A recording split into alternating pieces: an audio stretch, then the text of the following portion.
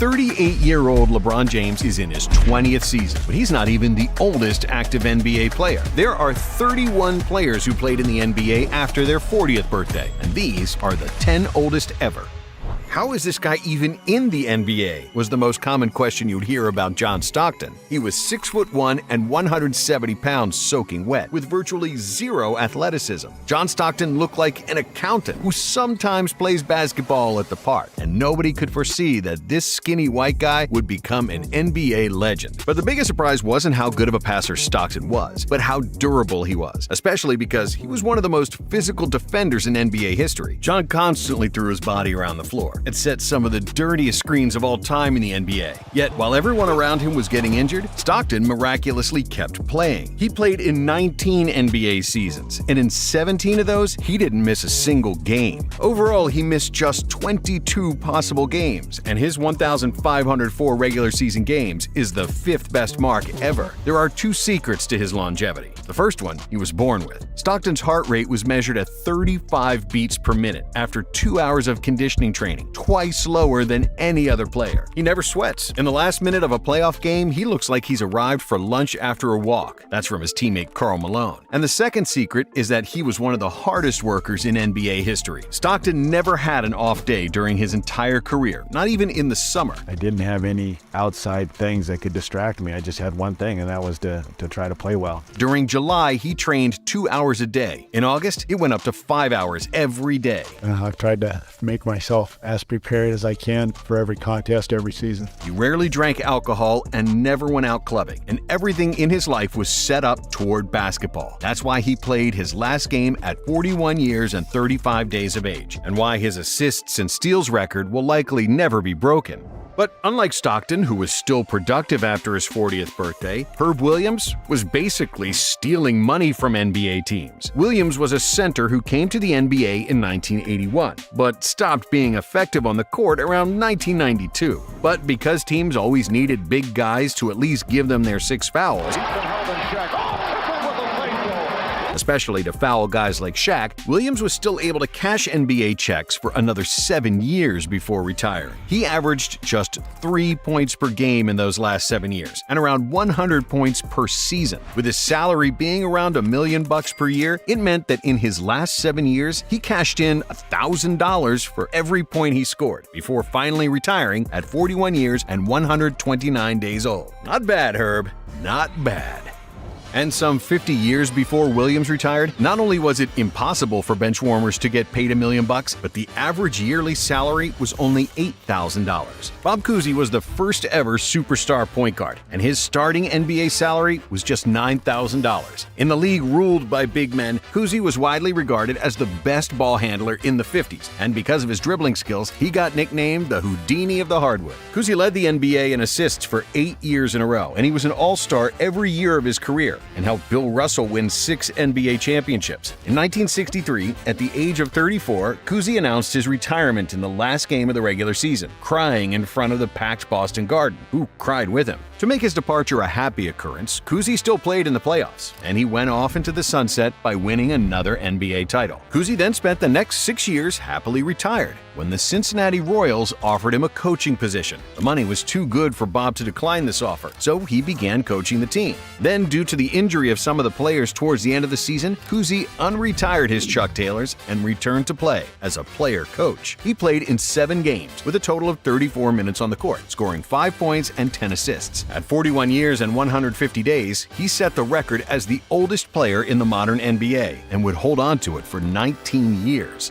And the man who broke Cousy's longevity record has just lost the all-time scoring record. LeBron may have passed Kareem in scoring, but he probably would have never passed him if Kareem didn't have to spend 4 years in college. From his rookie season at the age of 22 until the age of 38, Kareem never averaged less than 20 points per game. Kareem attributes his longevity to Bruce Lee, with whom he starred in the 1978 movie Game of Death. It was Bruce who introduced the Lakers center to martial arts and to yoga, which Jabbar credits as the single most important thing thing that allowed him to stay flexible and play into his 40s. Before we worked out, we stretched all the time. I took that to another level by studying yoga and being able to advance as a yoga student, and that really was the best preventive maintenance that I could have been doing. Kareem retired in 1989 at the age of 42 years and 6 days as the all-time leader in games played with 1,560 and total minutes with 57,446. To this day, nobody has spent more time on NBA floors than him.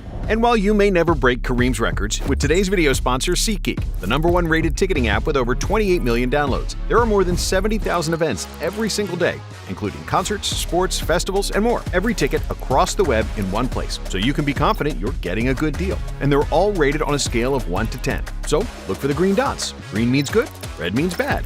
Every ticket is backed by their buyer guarantee, and SeatGeek is the only site that lets you return your tickets ahead of the event with swaps.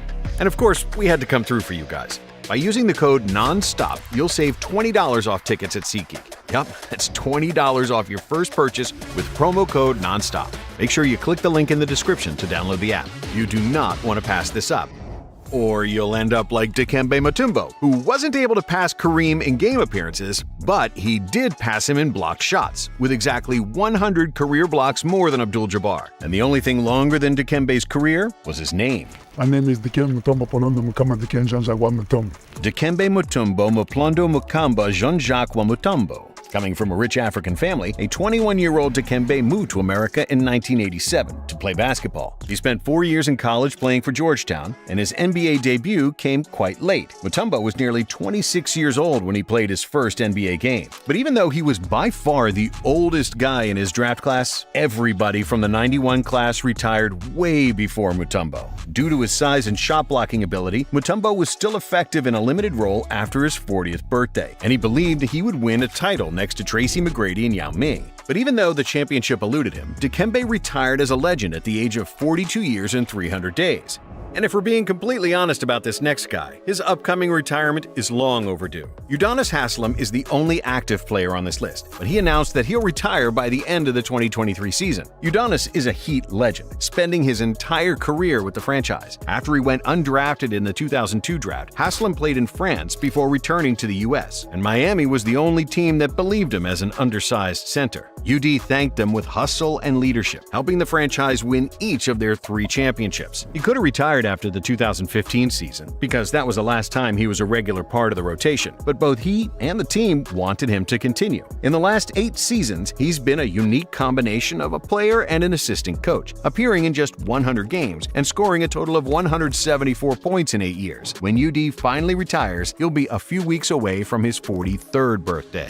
While providing veteran leadership is one way to stay in the NBA, we never would have guessed that Vince Carter was going to be that guy. Vince was the 5th pick in the 1998 NBA draft. The Golden State Warriors select Vince Carter from the University of North Carolina. And he was supposed to be the next Michael Jordan. He jumped as high as Michael, he had a killer first step, and his dunks electrified every arena he played in. But Vince disappointed us all. He was lazy, he was selfish, and acted like a prima donna. Without ever making a deep playoff run, Vince was a man of highlights and not of real substance. And then, just as his supreme athleticism started to wear off, Vince started to change. He finally matured. Because he couldn't rely on his aerial superpowers anymore, Carter smartly realized he needed to develop his shot, move without the ball, and completely forget his ego if he wanted to stay in the NBA. I don't want to dunk anymore. Sorry, Barry. I'll go work on it. Ironically, once he stopped being Air Canada and half man, half amazing, Vince became a great all-around player and a great teammate. When he was in jeopardy to lose his job in the NBA, Vince finally started working hard, and it paid off. In 2020, Carter was in his 22nd NBA season, playing for the Atlanta Hawks. 4 of his teammates weren't even born on the day he was drafted. He played his last game at 43 years and 45 days. It was the 1,541st game of his career, the 3rd most in NBA history.